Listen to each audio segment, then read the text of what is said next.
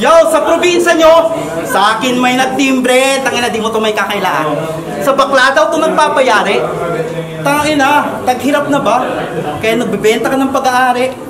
Ang tindi, di na matibag, marunong mamakla pero di man marunong maglibag. Bakla mo sa akin nag-ingay, nagwapo ka daw sana. Kaso nga lang, ang pag-aari mo may lupang kasama. Boy, libag! Kahit magpadulas ka sa mga hip-hop dito, wala ka pa rin magagawa. Feeling flawless yung bars! Kahit magaspang ang pagmumuka, mahilig ka lang naman magpalapad ng papel. At dahil dyan, may regalo akong dala. Tangina, may regalo ko, di ba? O, tangina, fuck you ka! Kaya ito, wag kang pagsasabing malupit ka. Di ka naman si Kibuloy. Istapin mo pa ako dito eh. Yo, at saka, nung kailan, nagtanong sa akin to. Ang sabi niya, Tol, maitim ba ako? Maitim pa ako? Siyempre sabi ko hindi, kaibigan ko to eh. Pero sasabihin ko na ngayon, hindi ka maitim, Tol. Brown ka, brown.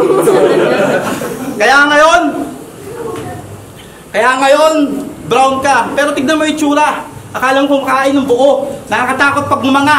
Alam ko may napatay ka na, Tol. Kaso, television lang yon, tanga. Gusto nyo real talk? Ito na, real talk na lang. Real talk. Real talk.